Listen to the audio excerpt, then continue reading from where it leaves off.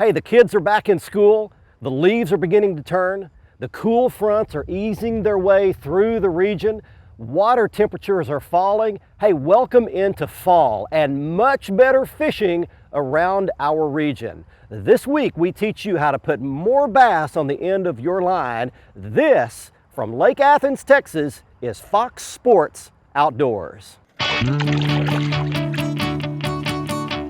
It's time now for your weekly fishing reports and real-time outdoor news from the South region. This is Fox Sports Outdoors South. To lots of folks, when football season kicks off, it simply means football.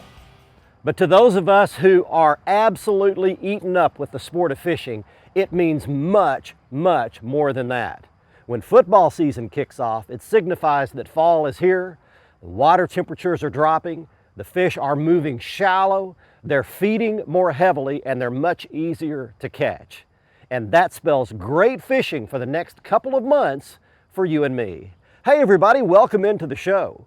We are going to take some time this week to fill you in on some of the principles that will help you put more bass on the end of your lure, in your boat, on your dock for the upcoming couple of months, fall and even early winter seasons around our region. To help us do that, I've come to one of my favorite little lakes here. This is in deep East Texas, just outside the city of Athens, Texas. This is Lake Athens. We are going to use Lake Athens as our demonstration tank to show you some of the techniques that will work to help you catch more bass in these cooler and even colder upcoming fall and early winter days.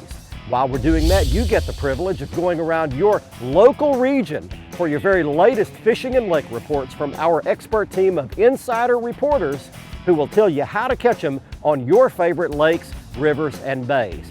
The next half hour is going to be a lot of fun. Hang in there with us and let's get the Nitro Z8 launched into the lake. Let's get you started back at the FSN studios with your weekend planner. The Salooner tables are forecasting the best morning hours for game fish activity, tapping at 6:21 on Saturday and 7:10 on Sunday. Look for sunrise to take place on Saturday at 7:45 in the morning, with sunset happening at 6:36 p.m. And don't forget that daylight savings time ends on Sunday, so sunrise and sunset will both take place about an hour earlier. We'll be right back with all of the current fishing reports from around the area. And I'll return with professional angler Keith Combs with some advice on what type of line to use with a crankbait. But first, here's a peek at some photos from the Costa Catch of the Week contest. These contestants did not win, but we still thought you might want to enjoy some of these nice catches.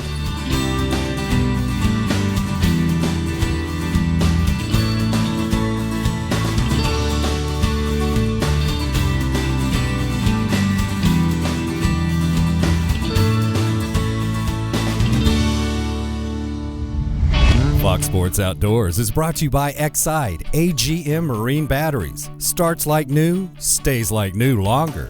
By Gene LaRue and Bobby Garland Lures. With our baits, a good day of fishing is in the bag. By Motor Guide, trolling motors engineered for anglers. And by Nitro Performance Fishing Boats. Welcome to the big leagues.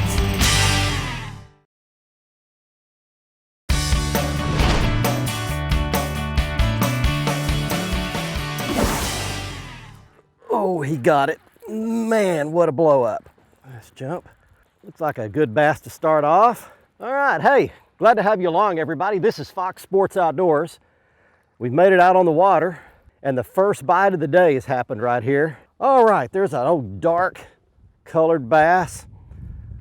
We're at Lake Athens, as I mentioned, which is right in the middle of deep East Texas. It's a beautiful little lake. Water temperatures are dropping. In fact, they're falling pretty quickly with these little cool fronts that have been making it through both the south and southwest parts of our region. What that does is it brings the fish up shallower from where they've been all summer. Where have they been all summer? They've been deeper. But when these first cool fronts of fall start to move through, they instinctively want to go feed up. So what they'll do is push up into shallow water anywhere from 8 to 12 feet deep for the most part, and they'll start chasing bait fish. They're feeding up on shad, crawfish, minnows, snakes, frogs, anything else that's swimming along. And what that means is the fish get much more active, and you can catch them on baits that you couldn't catch them on in the summertime. Now we can fish quicker moving baits, and this is one of them. That is a topwater bait that walks back and forth. So what you do is throw it out there, twitch your rod tip, and make it go back and forth, back and forth. It's called walking the dog, and it attracted a strike right there from a nice solid largemouth bass. We're off to a good start, but that sets you up for the general pattern of what's happening in the fall, and this is going to continue all the way until the water really starts getting cold, say 50 degrees or below. Hey, let's start you off with some fishing and lake reports from your local area. Let's go to Crispin Powley in Tennessee and Kentucky. When considering a destination for your next family getaway or outdoor adventure, I would urge you to consider beautiful Benton County, Tennessee. Nestled along the banks of Kentucky Lake in West Tennessee, historic Benton County offers all the amenities that an outdoor enthusiast could ask for, served up with a heaping portion of southern charm. Visit this sportsman's paradise and experience why so many of us are proud to call it home. Hey guys, this week's fishing report for Tennessee and Kentucky is basically talking about weather. Weather is the deal right now. You are always kind of fishing around front. So just keep that in mind when you're in this region right now. Weather systems are going to play a huge impact on what the fish are doing. As far as the bass fishing goes right now, it's really good. It's going to do nothing but get better as cooler weather approaches, but it's really good right now. Tennessee River, specifically the New Johnsonville area, it's pretty hot. We had some weather come through this region in the past week or so, which means we got an influx of rain, an influx of water, and an influx of current. And that does nothing but set the bait up and set the bass up to make them a little easier to catch. Also, it puts more water on these little shallow flat areas where you can really go target and throw at stick-ups and laydowns and brush piles and stake beds. Just makes them a lot easier to find. So liftless baits like a red-eye shad, a spinner bait, a shallow running crankbait, a topwater, and a soft plastic jerk bait, all in shad imitating colors should kind of be about all you need right now. Lake Cumberland in Somerset, Kentucky is probably the hottest bite I've heard of lately. This little weather system brought some water into the lake, it raised it up, and Greg at Cumberland Lake Outdoors told me that it's on fire. If you can throw, according to Greg, you can get bit right now. So that sounds like where I need to be. Aside from bass fishing, the crappie bite's really hit or miss. There's some good days, there's some bad days. Fish are kind of in a flux between deep and shallow, so look for transition areas where deep and shallow meet. Find some cover and find some bait there, and that's where you're going to find the crappie. Guys, as cooler weather approaches, hotter fishing approaches, so it's good right now. It's going to do nothing but get better here in Tennessee and Kentucky. We can't wait to see you on the water. God bless.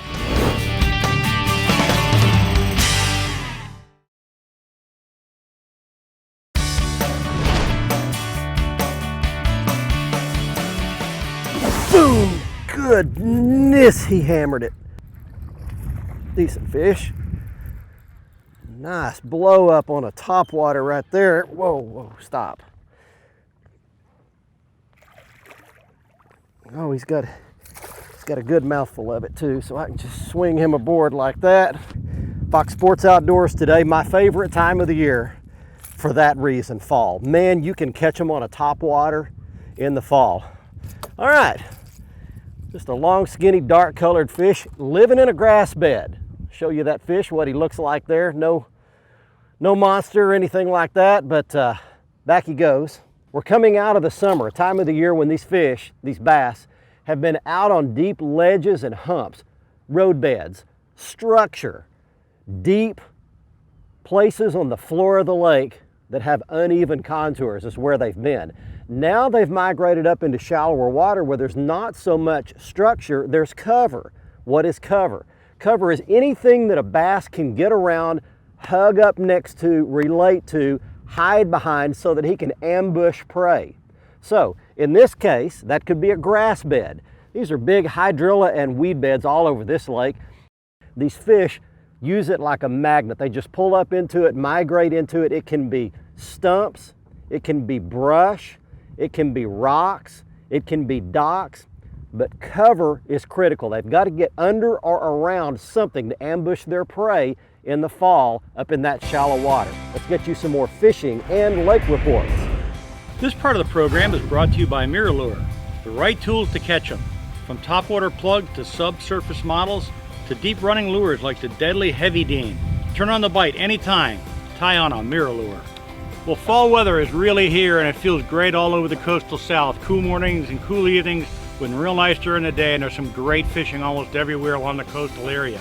I was talking to Danny Patalo over at Glorin Flows in Mississippi near Biloxi, and he says the cobia fishing has been just great offshore. They're catching fish up to 40 pounds around Ship Island and around Horn Island Pass. He suggests running the markers early in the morning and throwing jigs looking for those cobia, and then as the sun gets up, work those same channel markers and buoys and look for triple tail. There's still some triple tail around.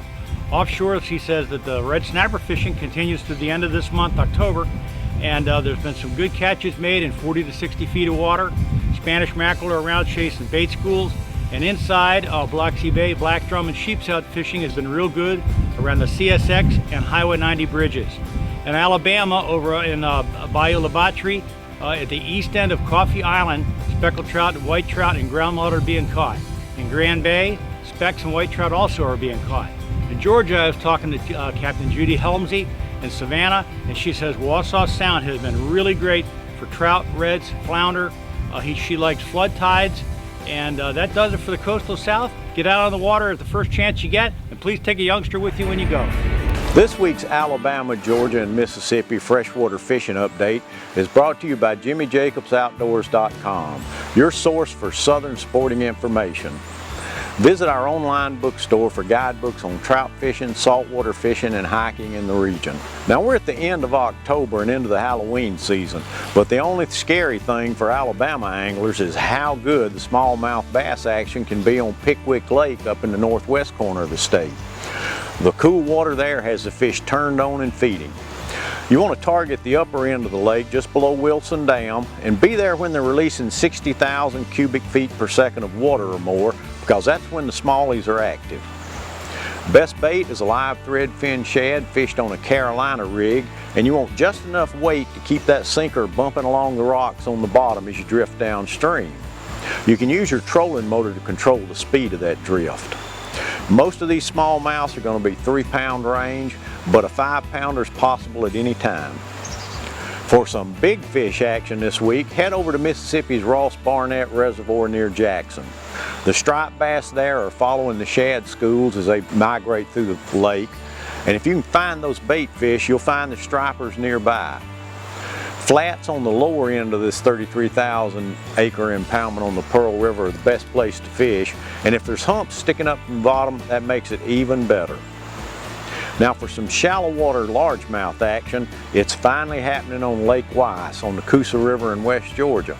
These fish are around the shallow points where backwaters enter the main lake, and a good place to start your search is the Brushy Creek arm of the impoundment. Baits to be throwing are half-ounce rattle traps, spinner baits or square-billed crankbaits, and blue, chrome, or gold are the colors to go to. There's one. Coming up, coming up. Nice jump. What an acrobat. Not that big, but boy, he is strong. There he comes. All right. All right, there's a bass for you right there. Hey, now the sun's popped out big time. Everything has changed. And next I'm going to give you the secrets on how to catch them under these conditions. You've got a high bluebird sky in the fall, water cooling like it is. Look how dark that bass is. What a gorgeous fish. And back he goes. And go back. Okay, we'll take a quick commercial break. We'll be right back for lots more information on how you can load the boat with bass this fall. Don't go anywhere. Fox Sports Outdoors is brought to you by Academy Sports and Outdoors. Right stuff, low price, every day. By Mercury Marine, celebrating 75 years of marine excellence. By Stren Fishing Lines, the standard of dependability. And by Tracker Boats. It's more than just a boat, it's a tracker.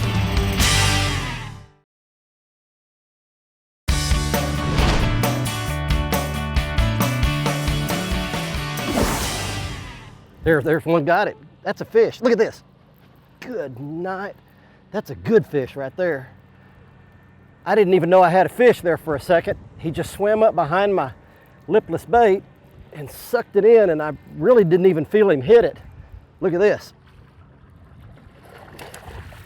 Good one. Got him. Look at that. Wow. Oh, man. Hey, welcome back everybody. Fox Sports Outdoors today travels to deep East Texas. This is Lake Athens, and we're talking about how to catch bass in the fall time. And look at this, little bitty crankbait, little lipless rattling crankbait. That's a Strike King red eye shad. There we go, we got it out. All right, there's your good bass right there. That's a good 8-pound class fish right here. Let's get him back in the water before he suffers any oxygen. All right, hey, let's talk a little bit about speed just for a second, about the way you want to approach fall cooler water fishing. Whereas in the summer I'm using soft plastics and grubs and drop shots, and I'm fishing real slow and methodically and keeping the boat real still. Now I actually put the trolling motor down, cover a lot of water, just make a lot of casts and speed up that presentation. Again, that's a little lipless rattling crankbait that just covers a lot of water and moves quickly through the water column. That's the way you can fish and cover a lot of water and catch more fish, get more bites in the fall. Now, if you're limited to the shore, don't have a boat, you do the same thing. You just get your walking shoes on and get to traveling down the shoreline, cover a lot of water, bang the shoreline. Easy, easy fishing in the fall when they're this active, and you can just cast and reel it back in, catch a good one like that. Hey, let's get you some more fishing and lake reports right now for your local area. Let's go to the Carolinas, both north and south, freshwater and salt, with Captain E, Captain Inglis Glover. Hey folks, Captain E here with your Carolinas report. This week brought to you by Marshall's Marine. Located in Lake City and Georgetown, South Carolina, we're your bass boat leader since 1969. For all your nitro and bass tracker needs, visit www.marshallsmarine.com. And I tell you, we're in the last week of October, and what an unbelievable time to be in the inshore waters of the Carolinas. Get out and target those speckled trout, those redfish, and the flounder, as they are at the heat right now. Although those temperatures are starting to drop, the fish are feeling it, and they're getting ready for the winter. The flounder are getting ready to make that offshore pilgrimage to go out and do some breeding, and they're feeding great in the estuaries right now. For the trout, I'm going to target them with an adjustable depth bobber rig with live shrimp or a voodoo shrimp this time of the year. Also on the nearshore reefs and on the live bottoms that are nearby, we're catching a lot of bigger king mackerel this time of the year. And in the offshore fisheries, the wahoo bite continues. The wahoos and the Martini's Hookahoo tournament has started, and it'll be going on for the next 2 weeks. Be sure to stick close to us. We're going to have some reports of the big wahoo that those guys are catching throughout the tournament. Also in the freshwater side of things, Stevie Pack called me and said that I've got to get to Pack's Landing right now. He says that the stripers are starting to run with the shad moving in the river this time of year and schooling up, and also that the catfish there in the flooded timber are really biting well as also. And with the fall patterning of the largemouth bass right now, get out and target your favorite fall location for the largemouth bass. Up on Lake Hartwell, my good friend Chris Kubiak tells me that he is catching a lot of stripers when he's up there watching his Clemson Tiger football team play. Get out and target the fish. It's fall, it's the best time to be out there. I'm Captain E with your Carolinas report, and remember, fish smarter, not harder, and keep your chaos organized.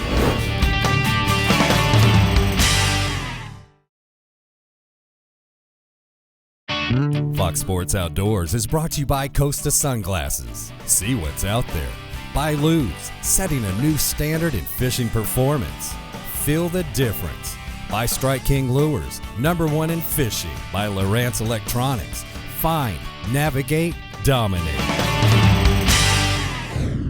Welcome back, everyone. It's time for the Ask the Pro segment. This week's question is from Fred, who asks, which line is best for crankbaits? Mono, fluorocarbon, or braid? We asked Texas Bass Classic champion Keith Combs for the answer. You know, monofilament is something that I use for years in all my crankbait fishing, but I've definitely got away from it. You know, just the fact that I'm a lot more sensitive, and fluorocarbon is a lot more abrasion resistant are the two things that led me to get away from monofilament. In certain circumstances around extremely big fish and heavy cover, I will use braid. The problem with braid is you get absolutely no stretch. So if that big fish jumps and shakes his head just wrong, it's really easy to lose him. The best all-around line for me is a 15-pound fluorocarbon. Thank you, Keith. If you have a question for one of the anglers, visit our website, follow the Ask the Pro link on the right side of the page, and let us know. Now let's see which viewer wins the Costa Catch of the Week. This week's winner in the Costa Catch of the Week contest comes to us from Georgia. He is Robert Abadi of Cumming, Georgia. showing off a really nice 6-pound spotted bass he caught out of Lake Lanier in Georgia. If you would like a chance to win a pair of Costa sunglasses like Robert does on this week's episode, go to our website at foxsportsoutdoors.com, follow the instructions, you might be our next winner. And you can see all of the Costa frame and lens styles at the Costa website. Go back to the front page of our website, click on the Costa logo, and see them all there, including the cool white frames, the sunglasses I was wearing on this week's episode called Switchfoot. On the Academy Sports and Outdoors Right Stuff feature this week, it's the right gear to catch fall bass.